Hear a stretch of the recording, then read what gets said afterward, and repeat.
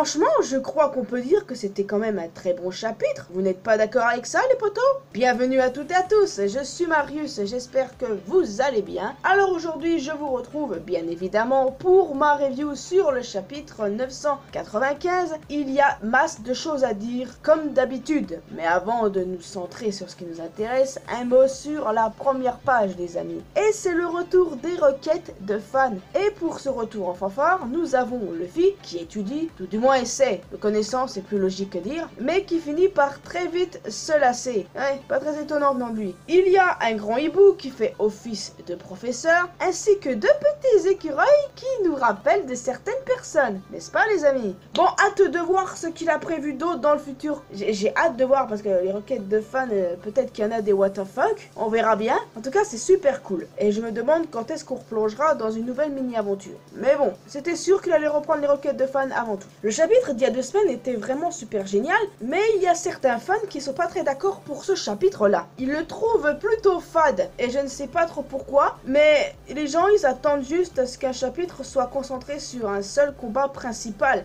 alors que moi je trouve super cool qu'on se centre sur plusieurs confrontations, plusieurs personnages. Franchement, je trouve ça super cool et je ne vois pas pourquoi est-ce qu'il y a des gens qui gueulent à longueur de journée, et parce que c'est un truc qui m'énerve, parce que je ne supporte pas ces gens.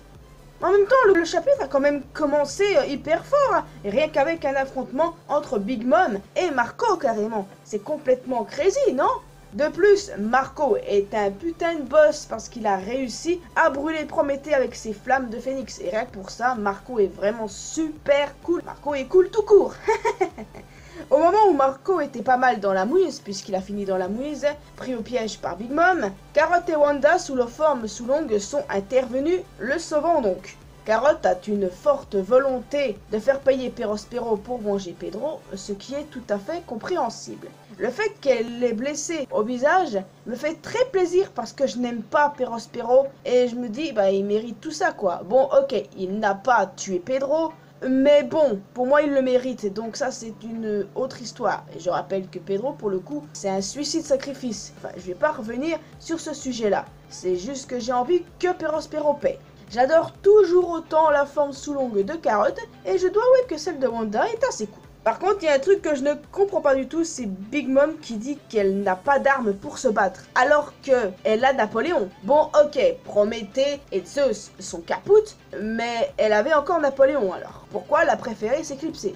Je n'en sais strictement rien, mais bon, je pense qu'on va encore voir Big Mom pendant un bout de temps. Et est-ce que Marco va continuer de l'affronter? Je n'en sais rien du tout. Mais en tout cas, ça va être la merde si elle se rend dans la salle principale. Mais bon, c'est étrange quand même ce qu'elle a dit alors qu'elle a quand même Napoléon. Enfin, le fait est, c'est qu'il y a un nouveau combat de lancer, Carrot et Wanda contre Perospero. Et j'espère qu'il va morfler. Et j'ai aussi hâte de voir où sont les autres membres de l'équipage de Big Mom pour le coup. Ensuite, nous avons encore assisté à la fameuse course-poursuite après Apu. Et ouais, ce dernier a toujours des mecs au cul, notamment Zoro et Drake. Et j'ai qu'une chose à dire, ben rip Apu, tu vas bientôt crever aussi. Je n'arrête pas de me dire que Apu n'a peut-être pas le vrai antidote, que c'est Queen qui l'a toujours et que lui il a un fake quoi, un leurre comme on appelle ça. Ou carrément un autre virus, je sais pas trop. Mais le truc c'est que j'ai envie que Apu se fasse rapidement défoncer. Et pour le coup, je ne sais pas quand, j'espère que ça va pas durer non plus trop longtemps de voir les deux le courser. Queen mentionne Zoro et Sanji en tant que numéro 2 et numéro 3, donc niveau hiérarchie des Mugiwara, ça n'a pas trop changé. Zoro et Sanji sont toujours après Luffy, sans oublier Jinbei qui, à mon sens, est le 3e pour faire en sorte que Luffy ait son Monster Trio. Enfin, je sais pas, voir des guerres Zoro-Sanji, moi ça m'épuise. Pour moi, c'est clair, Sanji n'a pas sa place volée par Jinbei. Pour moi, c'est clair à 100% que Zoro, Sanji et Jinbei sont le Monster Trio de Luffy. Simplement, moi c'est des trucs qui me gonflent. Zoro versus Sanji, Jinbei qui vole la place de Sanji, c'est des trucs dont je n'en peux vraiment plus. Et assez intéressant, Queen semble connaître Judge. Ont-ils travaillé ensemble par le passé comme certains fans le spéculent? Je sais pas, et ça semble aller dans la direction d'un Sanji et Queen pour beaucoup. Parce qu'il est un squelette, Brook ne peut pas se transformer en monstre de glace. C'est logique. Par contre, Chopper n'a pas la même chance. Au contraire, il s'est fait toucher carrément. Mais vu que c'est un renne, le froid devrait être supportable pour lui. À moins que le virus ait d'autres conséquences sur lui. Quand je parle de virus, je n'arrête pas de penser à notre situation actuelle. C'est pas croyable. Enfin, le Toubib de la team s'est fait toucher. Et je me demande ce qui va se passer. Peut-être que Marco va soigner tout ce beau monde. Parce qu'il faut pas oublier que Marco est médecin aussi. Et puis qu'il y a l'eau, mais lui, on sait pas du tout où il est. Donc je sais pas. On verra bien dans le futur ce qui va se passer avec Chopper pour le coup. Et ce fameux virus, comment est-ce qu'il va se faire neutraliser? Et comment est-ce que tous ceux qui ont été touchés vont se faire soigner? Et qui surtout va les soigner? Entre les 3 Toubibs que nous avons actuellement dans cet arc. On peut dire que Usopp et Nami sont totalement fait défoncer, ils sont graves dans la merde. En même temps, je ne pense pas qu'il y avait d'autres alternatives. Ulti et Pedioan sont quand même des Tobiropo, donc ça aurait eu aucun sens qu'ils se fassent défoncer comme ça par Usopp et Nami, pour être honnête avec vous. Donc c'est tant mieux, parce que ce sont des Tobiropo. Tout ce que j'ai à dire, c'est RIP, le nez d'Usopp, il a encore morflé. Je crois qu'il y a eu la même situation à Alabasta avec Mr. Four. Ouais, je crois que c'était ça. Enfin, bref, RIP le nez d'Usopp, hein. Enfin, il s'est fait défoncer. La scène de coup de boule était totalement drôle. Et puis Nami aussi s'était pris un coup de boule, mais off-screen.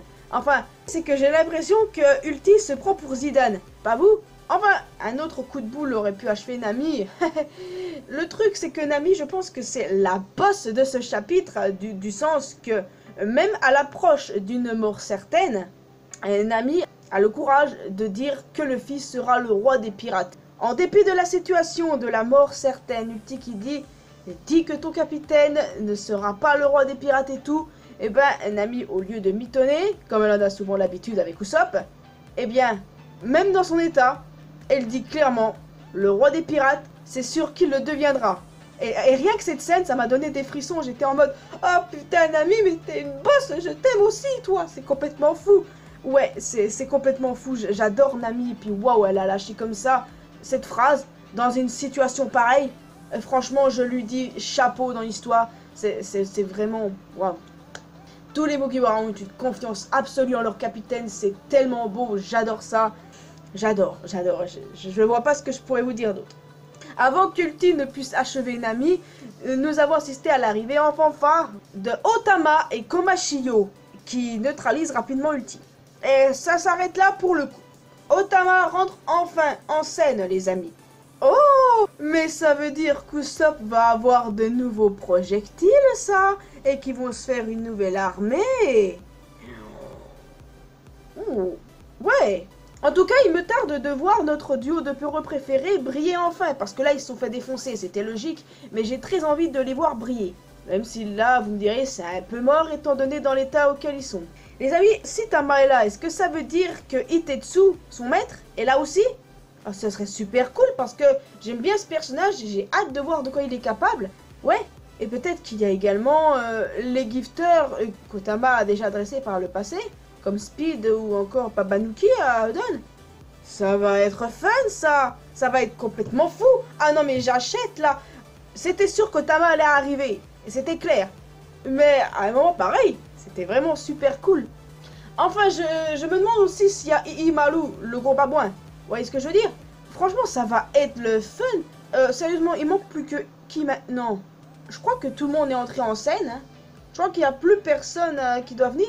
Par peut-être Yori, mais c'est pas une combattante, donc non. Ah, il manque aussi Yukimaru. Et je crois que c'est tout, non? En tout cas, on verra bien ça dans le futur, les amis, mais j'ai tellement hâte de voir ce qui va se passer dans le prochain chapitre, les amis. Surtout qu'il n'y a pas de pause la semaine prochaine, on va avoir un chapitre, ça c'est super cool. Et j'ai vu quelque part qu'on l'aurait plus tôt. Enfin, entre ce que j'ai vu et la vérité, il n'y a qu'un pas.